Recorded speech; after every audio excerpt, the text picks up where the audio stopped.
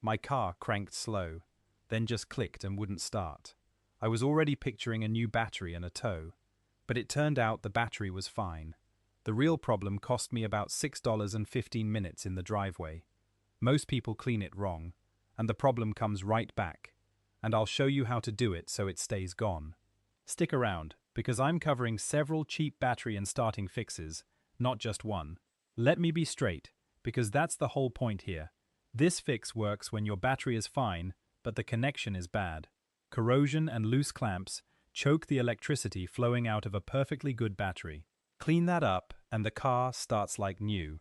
But if your battery is truly old and dead, no amount of cleaning brings it back. I'll show you how to tell the difference, so you don't waste money in either direction. Here's the plan. First, the main fix. Cleaning corroded terminals the right way so it stays fixed. Second, how to test whether your battery is actually dead or just disconnected. Third, 2 more cheap starting problem fixes people miss. And stick around for the mistake that eats batteries alive. Let's talk about the main problem, corrosion. Your battery has 2 posts and 2 cable clamps bolt onto them. That connection carries every amp your car needs to crank the engine. Over time, the battery gives off tiny amounts of acidic vapor, and that vapor reacts with the metal to form corrosion. That crusty white, blue, or greenish powder you've probably seen caked around the terminals. That crust is an insulator. It physically blocks the flow of electricity. So even though your battery might be fully charged and healthy, the power can't get through cleanly. The result feels exactly like a dying battery: slow cranking, clicking, dim lights, or a no start. Loose clamps cause the same thing. If the clamp isn't tight on the post, the connection is weak and intermittent. One day it starts fine, the next day it clicks.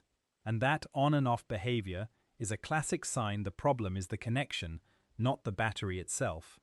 Here's what makes this so frustrating. People take the car to a shop. The shop says the connection was bad, cleans it up, maybe tests the battery, and charges you an hour of labor, often $100 to $150. Or worse, a parts store load tests a good battery on a corroded connection, gets a bad reading, and sells you a brand new battery you didn't need, $200 to $250 gone. The terminals corrode again on the new one because nobody fixed the underlying cause. You paid $250 to relocate the problem. The actual fix is cheap, and once you know it, you'll never get caught by it again. Now the main fix, step by step.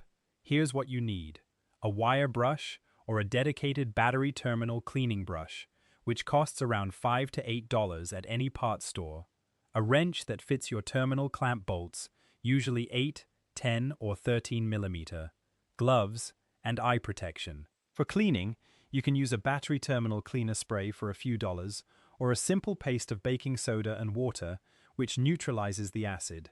Optional but worth it: a small tube of dielectric grease or anti-corrosion terminal protectant spray, around $5, to keep it from coming back. Safety first, and battery acid is no joke. Wear gloves and eye protection. The corrosion is acidic, and so is what's inside the battery. Work in a ventilated spot, no open flames or sparks, because batteries can vent hydrogen gas, which is flammable. And remember the order for disconnecting, because it matters. Step 1. Turn the car off and pop the hood. Identify the positive terminal, marked with a plus sign and often a red cover, and the negative, marked with a minus sign. Step 2. Disconnect the negative terminal first. Always negative first.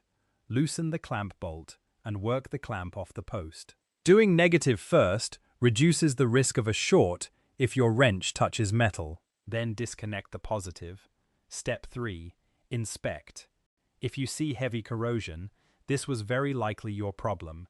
If you're using baking soda paste, dab it onto the corroded areas. It'll fizz as it neutralizes the acid. Then scrub the posts and the inside of the clamps with your wire brush until you see clean, shiny metal on both. A terminal brush has a round bit for the inside of the clamp and a cup for the post, which makes this easy. Step 4. Wipe everything dry with a clean rag. Make sure no baking soda residue or moisture is left sitting on the terminals. Step 5. Reconnect in reverse order. Positive first this time, then negative last. Tighten the clamps so they're snug and don't twist by hand, but don't crank on them like a lug nut because you can damage the post or clamp. Step 6. And this is the step most people skip. Protect the connection. Apply a thin coat of dielectric grease or spray on terminal protectant over the connected terminals. This seals out the moisture and vapor that cause corrosion in the first place. Skip this and the crust comes back in months. Do it and you can go years clean. This one step is the difference between a real fix and a temporary one.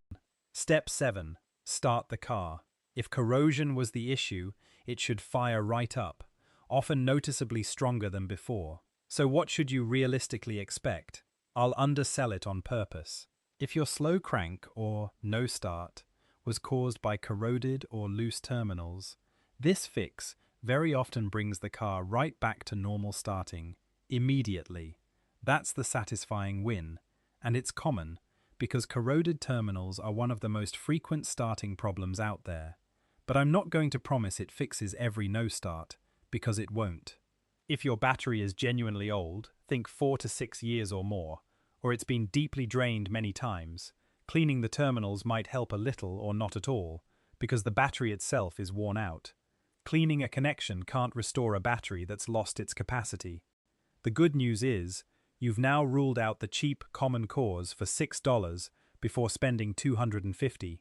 And if it didn't fix it, the next step tells you for sure whether the battery is the real problem, which is exactly what saved me from buying a battery I didn't need. Related fix number 1. Actually testing the battery instead of guessing. Before anyone sells you a new battery, you want to know if it's truly bad. A basic multimeter costs around $10 to $20 and pays for itself the first time you use it. With the car off, set it to DC volts and touch the probes to the terminals.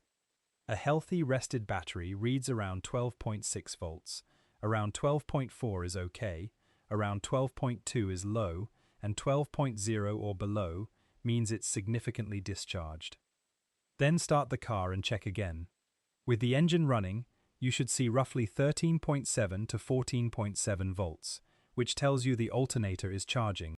If it stays down around 12 with the engine running, your alternator might not be charging, and that's a different problem worth knowing about before you replace the wrong part. Even better, most auto parts stores will test your battery and charging system for free, right in the parking lot. They hook up a tester that load tests the battery and reads the alternator.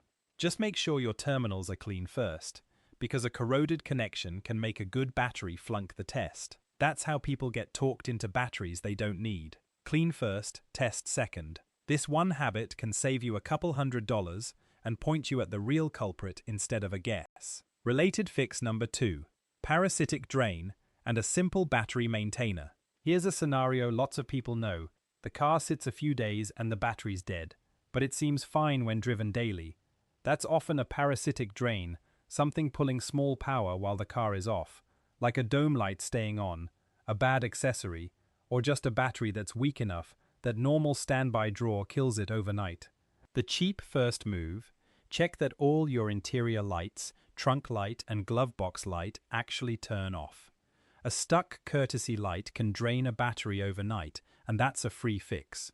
Next, if your car sits for long stretches, a battery maintainer, sometimes called a trickle charger or tender, costs around $20 to $30. You plug it in, clip it to the battery, and it keeps the charge topped off without overcharging. For people with a weekend car, a motorcycle, an RV, or anyone who travels and leaves a car parked, a maintainer pays for itself by saving the battery from deep discharges that shorten its life. Repeatedly draining a battery flat is one of the fastest ways to kill it, so preventing that is real money saved over the years. Now let's bust the viral fake versions of this, because some of them are nonsense and a couple can hurt you. Myth number 1. Pouring Coca-Cola on your battery terminals to clean corrosion. Yes, the acid in soda will fizz and remove some crust, but you're leaving sugar and sticky residue all over your terminals, which attracts moisture and grime and can make corrosion worse over time.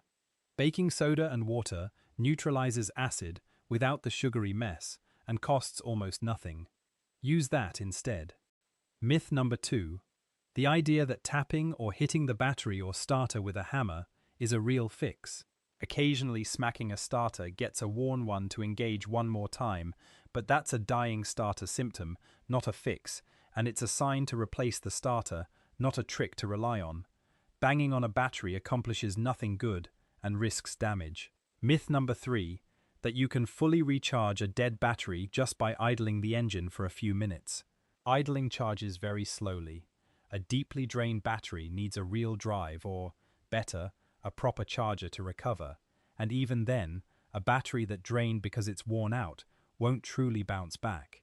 Idling in your driveway expecting a miracle just wastes gas. And myth number 4. Pricey, battery additives, or pills you drop in the cells to revive a dead battery. Save your money.